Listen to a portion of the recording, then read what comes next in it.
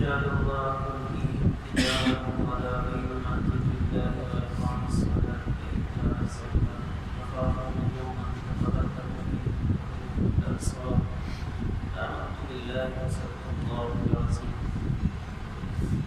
اس آیت مبارکہ میں اللہ تعالیٰ نے حضرات صحابہ کرام رضوان اللہ علیہ اجمعین کی ایک خوبی کو ذکر کیا ہے.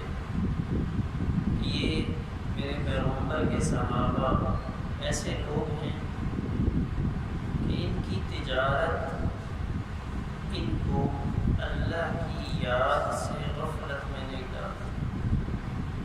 تجارت ولا بیع عن ذکر اللہ کی یاد سے بھی غافل نہیں کرتی. وإقام الصلاة نماز کے قائم کرنے سے کوئی رکاوٹ ڈالتی ہے نہ زکوٰۃ کی ادائیگی میں. گویا کہ اس آیت مبارکہ میں اللہ تعالیٰ نے یہ بیان کیا کہ تجارت کے ساتھ احکامات الہی کو بھول جانا یہ غلط بات ہے. تجارت بھی ہو لیکن انسان اللہ کے احکامات کو نہ. اور اس میں بنیادی بات وہ یہ جو پچھلی دفعہ عرض کی تھی کہ جب ہم تجارت کو اللہ کا حکم سمجھ کر کریں گے پھر نماز کے لیے دکان سے اٹھنا اپنے کاروبار سے اٹھنا مشکل نہیں ہوگا. وہاں بیٹھ کے اللہ کی یاد میں لگنا مشکل نہیں ہوگا جب ہم اس کو اللہ کا حکم سمجھ کے کریں. یہ بھی ایک بڑا بنیادی اصول ہے. تجارت میں برکت کے لیے عبادات الہی کو مقدم رکھنا ضروری ہے. اگر ہم عبادات کو مؤخر کر دیں اللہ کو ناراض کر کے اپنے کاروبار کو آگے بڑھانے کی کوشش کریں گے تو پھر ہمارا کاروبار چمکے گا نہیں بیٹھ جائے. بظاہر ہمیں ایسا لگے گا کہ میں آج زیادہ دیر اپنی دکان پہ بیٹھا ہوں اپنے کام میں لگا ہوں تو شاید مجھے نفع زیادہ ہوا ہے. لیکن دوسری طرف جو اللہ کو ناراض کیا ہے نماز کو چھوڑ کے یا دیگر پہ اللہ کا حکم چھوڑ کر تو اس سے تجارت نقصان کی طرف چلی جائے. تو دوران تجارت یاد الہی اس میں مصروف رہنا اور اللہ کا ہر حکم جو اس وقت ہماری طرف متوجہ ہو اس کو سامنے رکھنا چاہیے. اس کے بعد دوسرا ادب بتایا. حضور صلی اللہ علیہ وسلم نے بڑا پیارا جملہ ارشاد فرمایا حدیث پاک میں یرحم اللہ رجلا اللہ رحم کرے اس شخص پر سمحا جو نرمی اختیار کرتا ہے. 3 موقعوں پر اللہ رحم کرے یعنی رحمت کی دعا اللہ کے پیارے پیغمبر نے فرمائی اس شخص کے لیے کہ جب وہ کوئی چیز بیچتا ہے اس وقت بھی اپنا لہجہ نرم رکھتا ہے اپنے اخلاق اچھے رکھتا ہے. جب کچھ خریدتا ہے تو اس وقت بھی اپنے اخلاق اچھے رکھتا ہے لہجہ اچھا رکھتا ہے. وَإِذَا اقْتَضَى جب کسی سے اپنا حق وصول کرنے کے لیے جاتا ہے جب کسی تقاضا کرتا ہے کسی سے پیسہ لینا ہے تو جب لینے کے لیے جاتا ہے تو اس میں دباؤ نہیں ڈالتا اچھے انداز میں اس سے اپنا حق مانگتا ہے. اللہ کے پیارے پیغمبر نے رحمت کے الفاظ فرمائے ہیں کہ اللہ اس شخص پر رحم کرے جو ان کیفیات کے ساتھ ان معاملات کو کرتا ہے یعنی خریدنا بیچنا اور اپنے حق کا مطالبہ کرنا. اپنا حق لینا ہے لیکن اپنا حق لیتے ہوئے بھی شریعت نے حدود مقرر کی ہے کہ ایسی سختی وہ درست نہیں. حضور صلی اللہ علیہ وسلم اپنے حجرہ مبارکہ میں تشریف فرما تھے. مسجد سے 2 صحابہ کی آوازیں آ رہی تھیں کچھ اونچا بول رہے. حضور صلی اللہ علیہ وسلم نے اپنے حجرہ مبارکہ کے پردے کو ہٹایا دیکھا پوچھا کیا بات ہے. 2 صحابہ بیٹھے تھے ایک قرض وصول کرنے والے تھے اور ایک قرض کی ادائیگی کرنے والے. جو مانگنے والے تھے ان کی آواز ذرا اونچی ہو رہی تھی کہ دے بھی دو اتنا عرصہ ہو گیا ہے. جنہوں نے دینا تھا ان کے پاس نہیں تھا تو وہ کچھ وقت مانگ رہے تھے. حضور صلی اللہ علیہ وسلم نے اشارہ فرمایا ذا شکر ادا کر کیا کرو اس قرض کو کم کر کے اب ان سے آدھا معاف کر کے آدھا لے، یعنی سختی نہ کرو، جتنا بنتا ہے اس کا نصف لے لو۔ اور جو دینے والے تھے آپ نے ان سے فرمایا کہ چلو اب ادائیگی کرو، اب میں تمہارا جو تمہارے اوپر بوجھ تھا وہ کم کروا دیا ہے، اب آدھا ادا کر دو۔ یعنی آپ نے نرمی کا حکم دیا اور ایسی نرمی کہ آپ نے اس حق میں سے کمی کروا دی۔ تو لیتے وقت بھی انسان وہ اپنا لہجہ، اپنا اخلاق، اپنا رویہ اچھا رکھے، یہ بھی تجارت کے اسلامی اصولوں میں محدثین نے ذکر فرمایا۔ پھر اس کے بعد تیسرا اصول کہ جب ہم مال کماتے ہیں اس کمائی میں غرباء اور فقراء کا حصہ رکھ کر ہم کاروبار کریں۔ اس وجہ سے حضور صلی اللہ علیہ وسلم کی حدیث پاک ہے کہ انتم ترزقون بضعفائہم، کہ تمہیں رزق ملتا ہے تمہارے کمزوروں کی وجہ سے۔ تمہارے اندر جو کمزور لوگ ہیں تمہارے رزق میں ان ضعفاء کا حصہ بھی ہوتا ہے۔ اور بعض روایات میں ہے کہ انتم ترزقون بصغرائہم، چھوٹے بچوں کی وجہ سے، چھوٹے بچوں کی وجہ سے بھی تمہیں رزق دیا جاتا ہے۔ یہ بھی اس حدیث کو اس کے ضمن میں ذکر کرتے ہیں، جس کو آج ہم کہتے ہیں کہ بچے تھوڑے ہیں تو مسئلہ ذرا آسان رہے گا۔ تو حدیث پاک میں اس کو بیان کیا گیا کہ تمہیں تو چھوٹے بچوں کی وجہ سے رزق ملتا ہے۔ بچے تو رزق لے کر آتے ہیں، بچے جائے کہ ہم یہ سوچ رہے ہیں کہ بچوں کی وجہ سے ہمیں پریشانی کا سامنا ہوگا، ایسا نہیں۔ رزق کا معاملہ اللہ نے اپنے اختیار میں رکھا ہے۔ تو جب بھی ہم کما رہے ہوں، چاہے تجارت ہو چاہے کوئی اور ذریعہ معاش ہو، تو ضعفاء کا خیال رکھیں اور اس میں اپنی نیت میں یہ بات شامل رکھیں کہ انشاءاللہ اس کمائی میں سے میں کچھ نہ کچھ پیسہ غرباء، فقراء اور مساکین پہ خرچ کروں گا۔ پھر تجارت کے اندر ایک بڑا مقام آ جاتا ہے کہ کوئی حرام چیز، ناجائز چیز ہماری تجارت میں شامل نہ ہو جائے۔ یہ موجودہ زمانے کا بڑا مشکل ترین مسئلہ ہے کہ کاروبار جب وسیع پیمانے میں ہوتا ہے اس میں کچھ ناجائز چیزیں بھی آ جاتی ہیں جن کو مارکیٹ کی ڈیمانڈ کی وجہ سے رکھنا پڑتا ہے۔ تبھی اسلام کا ایک بنیادی اصول ہے، آج جائز اور ناجائز کا معیار دنیا میں عالمی طور پہ جائز اور ناجائز کا معیار یہ ہے کہ مارکیٹ میں جس چیز کی ڈیمانڈ ہے وہ جائز ہے، جس کی ڈیمانڈ نہیں ہے وہ ناجائز۔ یعنی عمومی طور پہ جب شریعت سے لوگ ہٹ جاتے ہیں یا غیر مسلم ممالک میں چلے جائیں کہ جس کی طلب مارکیٹ میں بڑھتی جاتی ہے اس کو جائز کے زمرے میں شامل کر لیا جاتا ہے، کہتے ہیں ٹھیک ہے یہ چل رہا ہے تو اب یہ آئٹم ہمارے پاس ہونا چاہیے۔ اور جس کی طلب کم ہو جاتی ہے تو پھر وہ چیز خود بخود مارکیٹ سے اوجھل ہو جاتی ہے۔ اسلام میں حرام اور حلال کا معیار آسمانی تعلیمات کی بنیاد۔ اسلام میں حرام اور حلال کا معیار تو لوگوں کی طلب پہ نہیں ہے کہ لوگ اس چیز کو مانگ رہے ہیں تو مجھے یہ چیز دینی ہے۔ حلال اور حرام کا معیار دین اسلام میں آسمانی تعلیمات کی بنیاد پر ہوگا کہ ہماری تعلیمات قرآن اور احادیث مبارکہ اگر ہمیں اس چیز کی خرید و فروخت کی اجازت دیتی ہیں تو پھر وہ چیز فروخت کی جائے گی، ورنہ نہیں۔ اب یہ حرام چیز جب آ جاتی ہے ہمارے کاروبار میں شامل ہوتی ہے، ظاہر ہے جب حرام چیز میں بیچوں گا اس کی جو آمدن ہوگی وہ بھی حرام ہوگی۔ حدیث پاک میں صراحت کے ساتھ آتا ہے کہ جو چیز حرام ہے اللہ نے اس کے ثمن کو بھی حرام کیا۔ جیسے شراب پینا حرام ہے تو شراب کا پیسہ کھانا بھی حرام ہے۔ خنزیر حرام ہے تو یہ نہیں کہ میں خنزیر کو بیچ کر اس کا پیسہ استعمال کروں، حرام چیز کی قیمت بھی حرام ہے۔ اگر حرام چیز میں نے اپنے کاروبار میں شامل کی ہے اس کا نقصان کیا ہو؟ یہ ایک بڑی اہم چیز ہے کہ حرام مال کا نقصان بڑی مشکل حالت میں ظاہر ہوتا ہے اور بڑے نقصان کا باعث بنتا ہے۔ ایک حدیث پاک میں حضور صلی اللہ علیہ وسلم نے ارشاد فرمایا کہ ایک شخص بیت اللہ کے پردوں کو پکڑ کر دعا مانگے گا،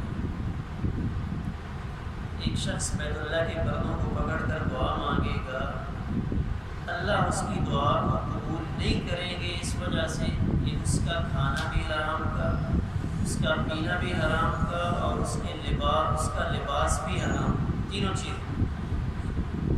اب بیت اللہ کا مقام تو ایسا مقام ہے کہ وہاں اللہ بڑے بڑے گناہ گاروں کی دعا فی الفور قبول کر لے، لیکن جس شخص کا کھانا پینا اور لباس حرام کا ہو تو وہ ایسی مقبولیت والی جگہ پر بھی دعا کرے، اس کی دعا اللہ کے پیارے پیغمبر فرما رہے ہیں کہ وہ دعا قبول نہیں ہوتی۔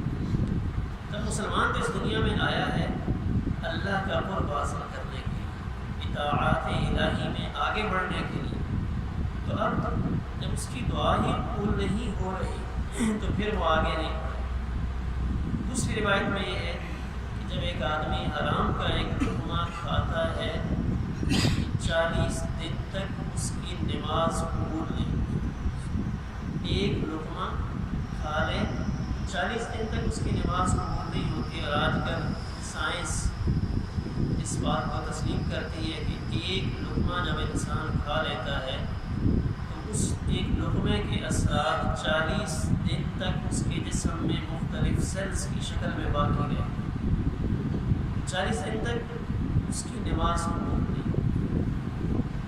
اگر کسی کو پتہ نہیں چلا کہ میں نے حرام کھایا ہے یا حلال، بسا اوقات ایسا ہو جاتا ہے، انسان کسی جگہ کچھ کھا پی لیتا ہے، اس کو نہیں پتہ ہوتا کہ حرام ہے یا حلال ہے، اس کے بارے میں علماء یہ کہتے ہیں کہ چونکہ اس کے علم میں نہیں تھا، امید تو یہ ہے کہ اس کو اللہ کی طرف سے اس کا گناہ نہیں، لیکن اس کا اثر ظاہر ہو، جیسے ایک دوائی جو ایکسپائر ہو چکی ہے، کسی کو نہیں پتہ چلا اس نے کھا لی، تب اس کھانے سے اس کے جو سائیڈ ایفیکٹ ہیں وہ تو ظاہر ہوں۔ اس طرح حرام اگر کسی نے کھا لیا ہے اس کا اثر ظاہر ہوگا، انجانے میں کھا لیا، اس کو نہیں پتہ چلا، اس کا اثر کیا ہے کہ دعا قبول نہیں۔ اگر اس نے کھا لیا گناہ نہیں ہوگا، لیکن اس کی دعائیں ان کے اوپر اثر پڑ جائے گا۔ تجارت میں حلال اور حرام کی تمیز رکھنا کہ ہم اپنے کاروبار میں حرام چیزیں شامل نہ ہونے دیں، مشکوک مال شامل نہ ہونے دیں، ایک بڑا اہم معاملہ ہے۔ تو حرام چیزیں تو واضح ہیں، کچھ مشتبہ ہو جاتی ہیں، چوری کا مال بیچ دینا یہ بھی اس کے اندر آ جاتا ہے، خنزیر ہے، مردار کا بیچنا، ایک چیز یعنی خاص طور پہ جانوروں میں جو ذبح کا عمل ہے، یہ گوشت کو کھانے کے لیے درست قرار دیا جائے تو شریعت نے اس کے لیے یہ حد بندی کی ہے کہ اس کو جائز طریقے سے آپ ذبح کریں۔ تو ہمارے ہاں بڑی غفلت ہے اور پورے شہر کو لوگ حرام کھلا دیں، صرف اپنے مادی فوائد کو حاصل کرنے یا اپنے کاروبار کو بہتر کرنے کے لیے پتہ نہیں کیا کچھ کھلاتے رہے۔ یہ ہماری سپلائی والی جو گاڑیاں ہوتی ہیں جس پہ برائڈل کو سپلائی کیا جاتا ہے، اس میں ہمارے کئی ایک دوست بتا رہا تھا کہ جو مرغیاں راستے میں مر جاتی ہیں تو ہم جب سپلائی لے کے جا رہے ہیں تو روپے 5-5 روپے کے ہم دے دیتے ہیں، تو وہ پکا کے کھلائی جاتی ہے۔ تو یہ بھی حرام کے اندر ہے۔ تجارت اس کے اندر حلال اور حرام کی نگاہ رکھنا بھی بڑا ضروری ہے کہ میرے کاروبار میں حلال اور حرام کی تمیز رہے، حرام ہمارے کاروبار کے قریب نہ آنے پائے، اور اگر اس آنکھیں بند کر لی جائیں تو پھر اس کے نقصانات اور مقاصد بہت زیادہ ہیں جو میرے اوپر بھی ظاہر ہوں گے اور میری اولاد پر بھی ظاہر ہوں گے، اور ان کا نقصان دنیا میں بھی ہوگا اور آخرت کے اعتبار سے بھی ہوگا۔ اسی طرح شریعت مطہرہ نے اس تجارت کے اندر دھوکہ دہی سے منع کیا۔ دھوکے کی مختلف صورتیں، ایک صورت یہ ہے پہلے زمانوں میں بھی تھا، اب بھی ہے، کہ ایک آدمی دیہات سے مال لے کر آ رہا ہے، کئی بار سے مال لے کر آ رہا ہے، اس کو مارکیٹ ریٹ کا نہیں پتہ، ایک آدمی شہر سے باہر نکل کر اس سے جا کر ملتا ہے اور اس سے بات کرتا ہے، اس کو یہ کہتا ہے کہ آج تو مارکیٹ کا ریٹ اچھا نہیں، تم لے جاؤ گے تو پیسے لے کر پھرتے رہو گے، یہ مال اتنے میں مجھے فروخت کر دو، طلب یہ جلب اس سے کہتے ہیں کہ قافلے سے باہر جا کر مل لینا اور باہر سے یعنی مارکیٹ اور اس شخص کے درمیان آڑ بن جانا۔ تو جو لے کر آ رہا تھا اس کو مارکیٹ تک پہنچنے ہی نہیں دیا، باہر سے ہی اس کا مال خرید لیا اور پھر اپنی مرضی سے آ کر اس کو مارکیٹ میں بیچا۔ تو یہ دھوکہ ہے، اللہ کے پیارے پیغمبر نے اس سے بڑی سختی کے ساتھ منع۔ اسی طرح ایک اور دھوکے کا طریقہ حدیث پاک میں صراحت کے ساتھ آتا ہے کہ دکان پہ ایک بندہ آیا، اس نے کسی چیز کا ریٹ پوچھا، اس نے کہا بھائی اس کا تو اتنا لگ گیا، یہ چیز اس کا ریٹ 4000 روپیہ لگ چکا ہے، اب تو میں اس سے اوپر فروخت کروں۔ کوئی پریشان ہو جاتا ہے کہ واقعی یہ چیز شاید اچھی ہے، 4000 اس کا ریٹ اگر لگ چکا ہے تو مجھے اس سے اوپر دینا پڑے گا، حالانکہ وہ ریٹ نہیں لگا ہوتا۔ اس بات میں صراحت کے ساتھ ہے کہ یہ اس انداز میں کسی چیز کو ظاہر کرنا کہ میرا تو اتنا ریٹ لگ چکا ہے، اب اس سے اوپر کی آپ بات کریں، اس سے کم ریٹ میں بیچنے والا نہیں ہوں، حالانکہ اس سے نیچے نہیں لگا، اس کو احادیث مبارکہ میں دھوکے سے تعبیر فرمایا کہ یہ دھوکہ ہے۔ اور دھوکہ دے کر اگر کوئی اس انداز میں چیز بیچ رہا ہے تو وہ اپنی روزی کو خراب کرتا ہے۔ دھوکے کی بہت ساری صورتیں ہمارے یہاں رائج ہیں، جیسے کپڑا بیچنے والے کئی جگہ پہ بیچ رہے ہوتے ہیں، ان کے اپنے بندے شامل ہوتے ہیں، کس طرح میٹر ہے 50 روپے، تو اتنے میں ان کا اپنا بندہ آ جاتا ہے کہ نہیں یہ 80 روپے میٹر ہے، ایک اور آ جاتا ہے نہیں یہ تو 100 اتنا اچھا کپڑا ہے 50 میں کیسے بیچ رہا ہوں، میں اس کے 100 دیتا ہوں، حالانکہ اس نے خریدنا نہیں ہوتا، لیکن گاہک کو پھنسانے کے لیے اس کے اپنے آ کر اس کا ریٹ بڑھاتے جاتے ہیں اور نئے بندے کو اس میں پھنسا لیا جاتا ہے۔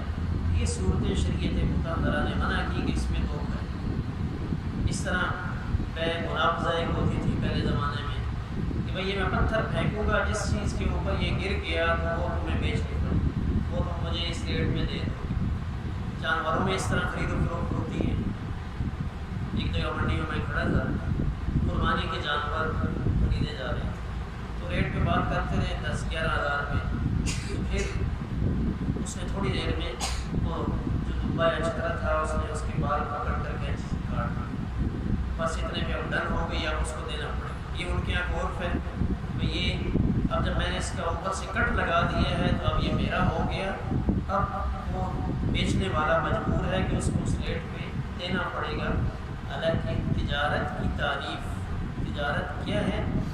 عن تراض منکم یا ایھا الذین آمنوا لا تأکلوا اموالکم بینکم بالباطل الا ان تکون تجارۃ عن تراض منکم۔ تجارت کے اندر رضامندی ضروری ہے کہ بیچنے والا بخوشی بیچے، کوئی بھی ایسی صورت جس میں اس کے اوپر دباؤ ڈالا جائے گا اور کم ریٹ میں اس کو بیچنے پر مجبور کیا جائے گا تو وہ بے فساد کے اندر چلی جائے گی اور اس بے کا نقصان ہوگا۔ یہ خرید و فروخت میں دھوکہ دہی یہ بہت نقصان دہ عمل ہے، جس سے دنیا اور آخرت دونوں خراب ہے۔ اس کے بعد ایک اور بڑا عمل اصول بیان کیا شریعت نے، بے قبل القبض، قبضے سے پہلے میرے پاس وہ مال ابھی تک نہیں پہنچا، میں اس کو آگے نہیں بیچ سکتا، جب تک وہ چیز میرے قبضے میں نہیں آتی تو اس کو بیچنے کا میں اہل نہیں، اس کو بیچنے کی شریعت مطہرہ کی طرف سے اجازت نہیں ہے۔ حضرت حکیم ابن حزام رضی اللہ تعالیٰ عنہ نے حضور صلی اللہ علیہ وسلم سے سوال کیا تھا کہ کوئی شخص میرے پاس آتا ہے اور مجھ سے کوئی چیز مانگتا ہے کہ یہ چیز مجھے فروخت کر، میرے پاس وہ چیز موجود نہیں ہے، میں اس کو کہیں سے لا کر دے دوں گا، لیکن وہ ابھی مجھ سے اس کا سودا کرتا ہے، مجھے پیسے دے دیتا ہے کہ یہ چیز مجھے فروخت کر دو، آیا میں فروخت کر دوں؟ تو آپ نے فرمایا ہرگز ایسا نہیں، حالانکہ وہ سامنے والی دکان پہ وہ چیز ہے، میں ابھی وہاں سے لے کے اس کو دے دوں گا، لیکن ابھی تک وہ میرے قبضے میں نہیں ہے۔ تو بیع قبل القبض آج اس معاملے میں ہمارے یہاں بہت بڑی ایک چیز لاہور سے چلتی ہے، ہمارے یہاں پہنچنے تک اس کے 10 سودے ہو جاتے ہیں، 10 جگہ بک چکی ہوتی ہے، حالانکہ وہ چیز تاجر کے قبضے میں آئی ہے۔ اس سے آگے بڑھ کر آپ اسٹاک ایکسچینج میں چلے جائیں تو بڑا عجیب چکر ہے، اس میں تو وہاں 1 روپیہ بھی موجود نہیں ہوتا، 10 روپے کی چیز بھی نہیں ہوتی اور کروڑوں روپے کے سودے ہو رہے۔ اب اسٹاک ایکسچینج میں ہوتا کیا ہے، مختلف کمپنیوں کے شیئرز، ان کے حصص وہاں فروخت، وہاں جتنے لوگ بیٹھے ہوتے ہیں تو وہ دیکھتے ہیں کہ آج کس کمپنی کا شیئر اچھا جا رہا ہے۔ مثال کے طور پہ PIA، اس کے شیئر ہیں کہ اس وقت یہ کمپنی نفع میں جا رہی ہے، ستارہ ٹیکسٹائل ہے، آج اس وقت یہ فیکٹریاں اچھا چل رہی ہیں اور ان کا ریٹ عروج پہ ہے، تو ان کے حصص، ان کی قیمت اچھی ہے۔ آج مثال کے طور پہ ان کا ایک حصہ 150 روپے میں فروخت ہو رہا ہے، مہینے میں اس کا ریٹ بڑھ کر 200 تک چلا جائے۔ اب ہوتا کیا ہے، یہ ان کا اندازہ ہوتا ہے، جسے کہتے ہیں سٹہ بازی۔ سٹہ اسی کو کہتے ہیں تخمینہ اور اندازہ، کہ بھائی اس کا ریٹ ایک مہینے تک اتنا ہو جائے گا، بڑھ جائے گا۔ تو وہ لوگ، وہ ایک آدمی اس کا ایک شیئر 150 روپے میں خرید لیتے، جو بیچنے والا ہے اس کے پاس بھی نہیں ہے، کہتا ہے مہینے کے بعد اس کا جو ریٹ ہے وہ 150 سے 200 تک چلا جائے گا، مہینے بعد آپ اس سے لے لیں۔ یہ زمانی بات ہوتی، اگر شیئر موجود ہو، ایسس موجود ہو، اس کی رسید موجود ہو، اس میں کوئی حرج نہیں ہے، بالکل جائز۔ لیکن وجہ کیا ہے کہ وہ ہوتا نہیں، تب جس نے لیا وہ پھر آگے دوسرے شخص کو فون کرتا ہے کہ میرے پاس PIA کے اتنے شیئرز موجود ہیں اور ان کا ریٹ 1 مہینے تک بڑھنے کا امکان ہے اور وہ ریٹ 150 سے 200 تک چلا جائے گا، آپ مجھ سے خرید لو۔ تو وہ کہتا ٹھیک ہے جی، کتنے کے بیچو گے؟ 190 روپے۔ تو وہ اس کو اس طرح سے وہ شیئر، یعنی یہ ان کا اندازہ ہے کہ 1 مہینے میں اس کا ریٹ اتنا بڑھ جائے، تو وہ 190 میں بیچ دیتا ہے، وہ آگے تھوڑا سا نفع رکھ کے اس کو آگے بیچتا ہے، تو یہ بکتے چلے جاتے ہیں اور ان کے سودے 10-10 20-20 جگہوں پہ ہو جاتے ہیں، لیکن شیئر پہلے کے پاس بھی موجود نہیں۔ اس نے بھی یہ سوچا ہوتا ہے کہ اینڈ ٹائم پہ میں وہاں سے خرید کر اس کو دے دوں گا، جس نے مجھ سے معاملہ کیا ہے۔ ایک بڑا نازک سا معاملہ ہے، بیع قبل القبض، اس کے بہت مفاسد ہیں، اور یہ سٹہ بازی ساری یہی ہے، اور اس کی وجہ سے ہماری معیشت، اب ہوتا کہ ایک شخص کی وجہ سے معیشت ایک دن میں پورے ملک کی معیشت متاثر ہو جاتی، کبھی بہت ڈاؤن ہو جاتی ہے، کبھی کہتے ہیں بہت اسٹاک مارکیٹ میں بہت اچھا رہا، کبھی مندی کا رجحان رہا۔ تجارت میں تو شریعت مطہرہ نے اصول ہمیں دیا کہ جو چیز آپ کے قبضے میں ہے آپ اس کو بیچو، قبضے میں نہیں ہے تو بیع قبل القبض جائز ہی نہیں۔ اسی طرح معدوم کی بیع، تو یہ بھی اسی طرح آ جاتا ہے، معدوم کی بیع کہ بھائی یہ پرندے ہیں، آواز سے پکڑ لو، یہ میرا مچھلی فارم ہے یا یہ دریا ہے، مجھے 5000 روپیہ دے دو، یہاں سے آپ اتنی مچھلیاں پکڑ لو، یہ گائے کھڑی ہے، اس میں سے آپ 5 کلو دودھ نکال لو، وہاں ممکن ہے دودھ ہو ہی نہیں، ہوا بھری ہوئی ہو۔ یہ ساری چیزیں معدوم کی بیع میں آتی ہیں۔ معدوم کی بیع جائز نہیں، آپ مچھلیاں نکالیں، نکال کے ان کو دے دیں، پرندہ ہے پکڑ کے آپ دے دیں، دودھ ہے تو نکال کے دے دیں۔ کیوں ایسا کام کرتے ہیں؟ جس سے ہماری بیع ناجائز ہو۔ معدوم کی بیع کو بھی شریعت نے ناجائز قرار دیا ہے۔ تو بیع قبل القبض معاشرے کے اعتبار سے بہت زیادہ نقصان ہے، اور شریعت نے اس کی وجہ بیان کی کہ کیوں نہیں جائز۔ بیع قبل القبض، قبضے سے پہلے وہ چیز میرے پاس آئی نہیں، اس کو آگے بیچنا جائز کیوں نہیں؟ بظاہر یہ لگتا ہے کہ غیر مطلوب چیز بیچنے میں کوئی حرج نہیں، وہاں سامنے رکھی ہے، میں وہاں سے اٹھا کر ان کو دے دوں گا، بظاہر میں ایسا لگتا ہے، لیکن اصول کے اعتبار سے ایک سوال ہے کہ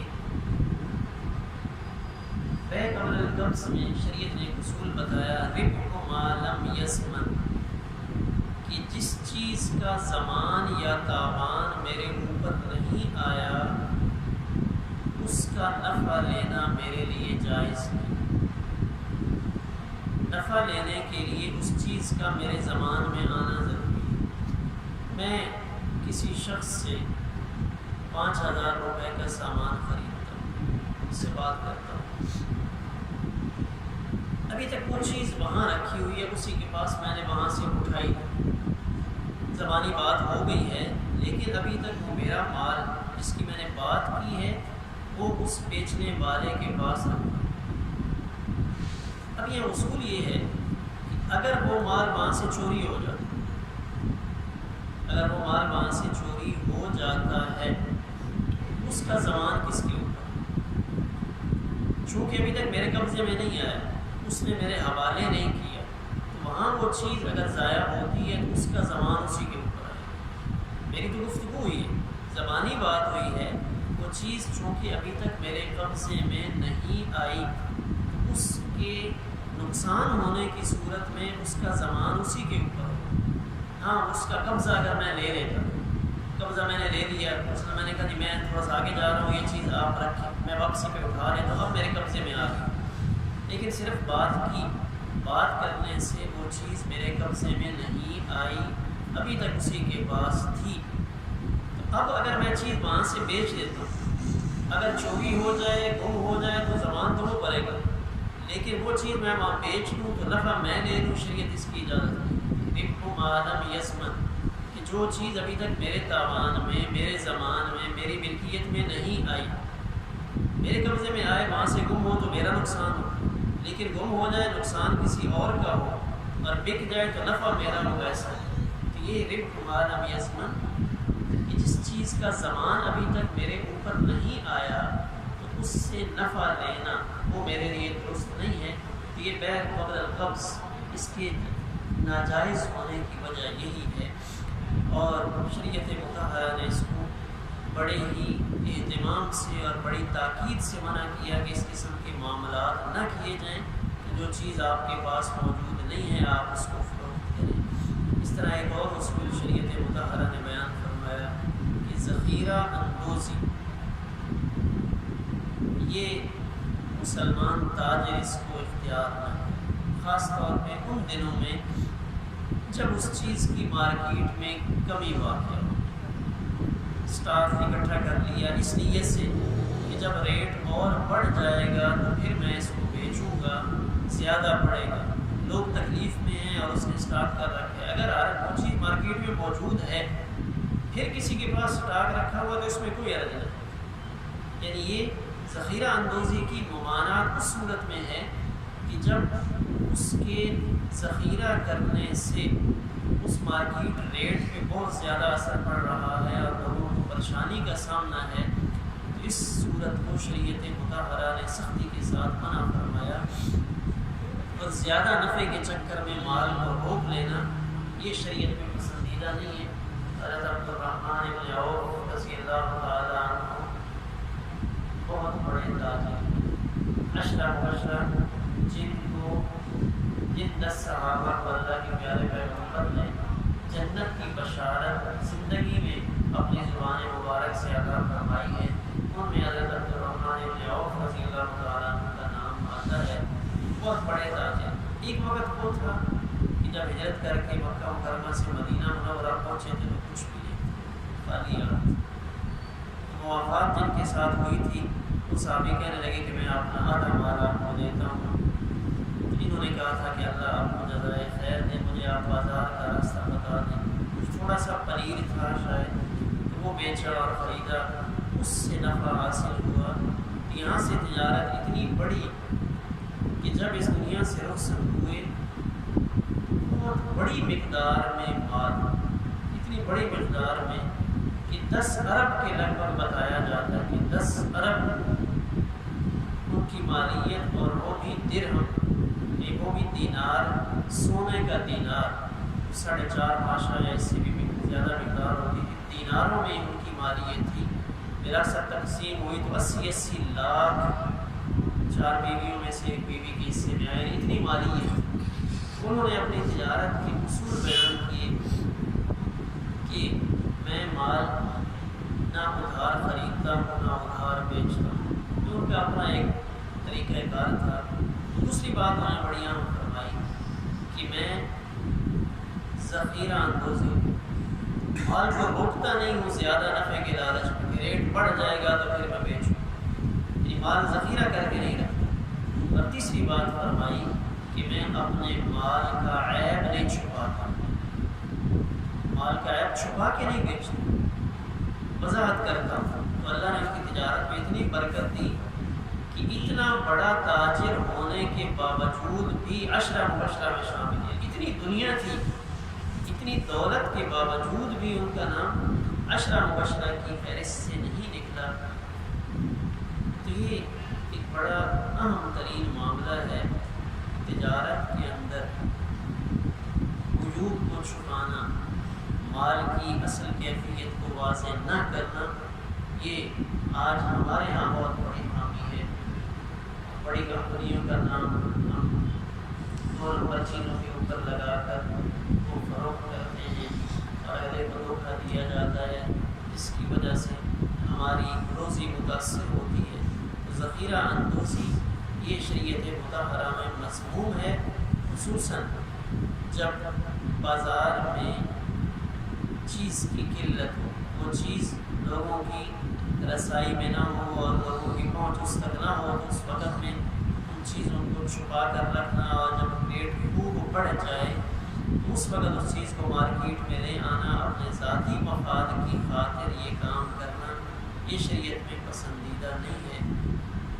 اب تجارت کے ساتھ ساتھ، اب تجارت مسلمان بھی کرتے ہیں، غیر مسلم بھی کرتے ہیں۔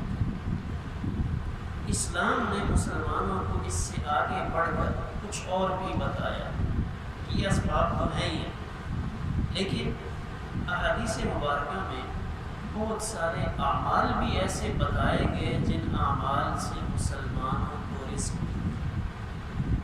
مسلمان روزی حاصل کرتے ہیں ان اعمال کی وجہ سے، یعنی اعمال سے خصوصیت کے ساتھ اس روزی میں برکت بھی ہوتی ہے، اور بہت ساری جگہوں پہ بغیر محنت کے بھی اللہ روزی اس عمل کی برکت سے عطا فرماتے ہیں۔ اس میں تقوی اختیار کرنا، وَمَن يَتَّقِ اللَّهَ يَجْعَل لَّهُ مَخْرَجًا وَيَرْزُقْهُ مِنْ حَيْثُ لَا يَحْتَسِبُ، جو تقوی اختیار کرے گا اللہ اس کو ایسی جگہ سے روزی دے گا جہاں سے اس کا وہم و گمان بھی نہیں۔ تقوی رزق کے حصول کا ایک بہت بڑا ذریعہ ہے۔ انفاق فی سبیل اللہ، اللہ کے راستے میں خرچ کرنا، یہ روزی کے حصول کا ذریعہ ہے۔ دین کے لیے جد و جہد کرنا، یہ روزی کے حصول کا ذریعہ ہے۔ نماز کا اہتمام کرنا روزی کے حصول کا ذریعہ، وَأْمُرْ أَهْلَكَ بِالصَّلَاةِ وَاصْطَبِرْ عَلَيْهَا لَا نَسْأَلُكَ رِزْقًا، آپ نماز کا اہتمام کریں، ہم آپ سے روزی نہیں کمانا چاہتے، روزی ہم آپ کو دیں گے، اللہ قرآن پاک میں فرما رہے ہیں۔ روزہ رکھنا بھی حصول رزق کا ذریعہ ہے، حج کرنا بھی حصول رزق کا ذریعہ۔ ہمارے ایک دوست ہیں، وہ ہر سال حج میں جاتا ہے۔ ایک دفعہ میں نے پوچھا کیا معاملہ، حج کے بارے میں حدیث پاک میں آتا ہے کہ جو حج میں اپنا مال خرچ کرتا ہے اللہ اس سے کئی گنا بڑھا کر، اس سے 10 گنا والے میں 40 گنا اللہ اس کو دیتے ہیں۔ میں نے پوچھا ہر سال حج پورا انہوں نے ہمارے ساتھ اکٹھا کیا تھا، اس کے بعد وہ مسلسل 2006 سے آپ کہہ رہے ہیں پورا حج تقریباً اچھا پوچھا، کہہ رہے کہ میں اس حدیث کی وجہ سے ایسا کرتا ہوں کہ کچھ میرے پاس ہوتا ہے، کچھ میں قرض لے لیتا ہوں، حج میں چلا جاتا ہوں، تھوڑا سا ان کا کاروبار ہے، واپس آتا ہوں تو اللہ میرے مال میں ایسی برکت ڈالتا ہے، قرضہ بھی ادا ہو جاتا ہے اور میرا مال بھی بڑھ جاتا ہے، پھر دوبارہ اللہ مجھے توفیق دیتا ہے کہ میں حج کی درخواست دیتا ہوں۔ اس دفعہ بھی ان کا ارادہ ہے کہ ریٹ بہت بڑھ گیا ہے اس دفعہ، لیکن وہ الحمدللہ تیار ہیں والد اور والدہ کے ساتھ۔ تو حج کرنا بھی اللہ سے رزق کے حصول کا ذریعہ ہے۔ کثرت استغفار، استغفار کی کثرت قرآن پاک میں ہے، استغفار کی کثرت سے وَيُمْدِدْكُمْ بِأَمْوَالٍ وَبَنِينَ، اللہ تمہاری مدد کرے گا مال سے اور اولاد سے۔ صلہ رحمی، رشتوں کو جوڑنا، رشتہ داری کو جوڑنا بھی اللہ سے رزق لینے کا ایک بہت بڑا ذریعہ ہے.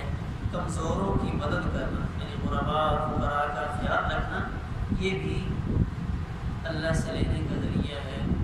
اور اپنی غربت اور فقر کو چھپانا, اپنی غربت اور فقر اگر کبھی آ جائے, اللہ کرے ہم سب اس آزمائش سے محفوظ رہیں. غربت اور فقر بڑی سخت چیز ہے. کان الفقر ان یکون کفرا, کہ فقر ایسی چیز ہے کہ تمہیں کفر تک نہ پہنچا.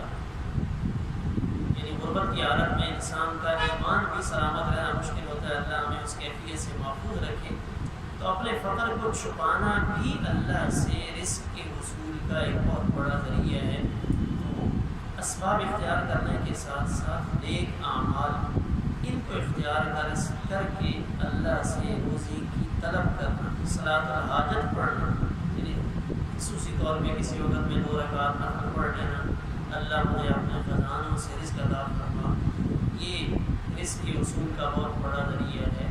قرآن پاک کی تلاوت یہ رزق کے حصول کا بہت بڑا ذریعہ ہے. حدیث پاک کی شریف میں ہے کہ میں قرآن پاک پڑھنے والوں کو اس سے زیادہ دیتا ہوں جتنا اللہ کا ذکر کرنے والا اور جتنا دعا مانگنے والا. ایک شخص ایک طرف دعا مانگ رہا ہے, ایک طرف ایک شخص اللہ کا ذکر کر رہا ہے, اس سے بڑھ کر میں قرآن پڑھنے والے کو دیتا ہوں کہ جو قرآن پڑھنے میں لگا ہوا ہے, اس کے پاس دعا مانگنے کا ٹائم بھی نہیں ہے, اللہ کا ذکر کرنے کا ٹائم بھی نہیں ہے.